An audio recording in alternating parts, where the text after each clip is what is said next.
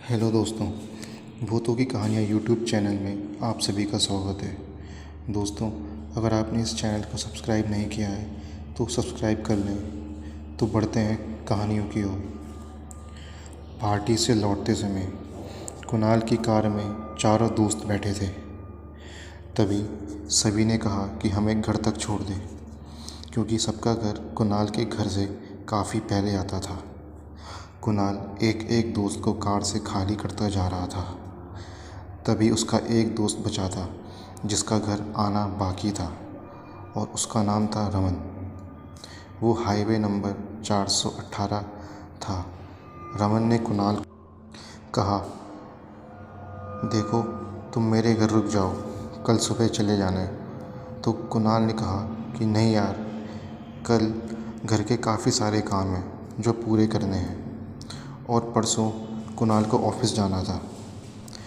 रमन भी उसी ऑफिस में काम करता था।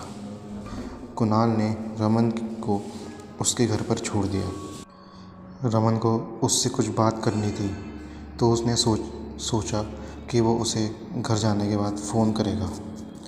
कुणाल को अभी घर जाने के लिए 25 किलोमीटर का रास्ता तय करना था। तभी रमन का फ़ोन आया तो वो कहने लगा, देख कुणाल, अभी थोड़ी देर बाद एक झोपड़ी आएगी और लोग कहते हैं कि उस झोपड़ी की तरफ देखना मना है। तो कुणाल ने कहा कि क्या सच में ऐसा है? तो ठीक है, मैं वहाँ नहीं देखूँगा, लेकिन होनी को कुछ और ही मंजूर था। थोड़ी देर बाद वो झोपड़ी आई तो ASI बोर्ड पर लिखा था कि ये झोपड़ी भूतिया है, यहाँ आना वर्जित है। पर कुणाल ने उस झोपड़ी की तरफ देख ही लिया तो उसे एक बुढ़िया दिखी जो उसे अपने पास बुला रही थी। तो कुणाल ने सोचा कि उसे मदद की ज़रूरत होगी। कुणाल अपनी कार को हाईवे के किनारे छोड़कर उस कच्चे रास्ते की तरफ बढ़ने लगा। उस बूढ़ी ने कहा कि बेटा, थक गया होगा, तू खाना खा ले, मैं तेरे लिए खाना लाती हूँ। तो कुणाल उस एक चारपाई पर बैठ गया।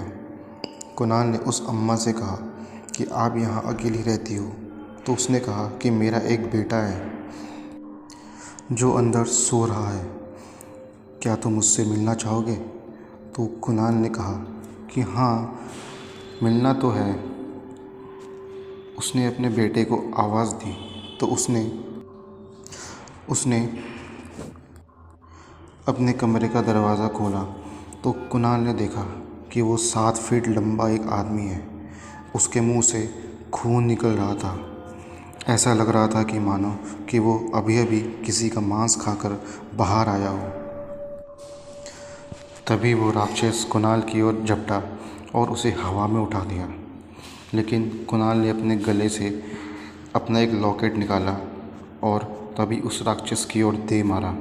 वो राक्षस वहीं जलकर खाक हो गया।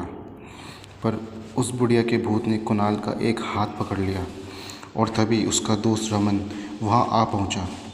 उसने वो लॉकेट उठाया और उस बुढ़िया के गले में पहना दिया।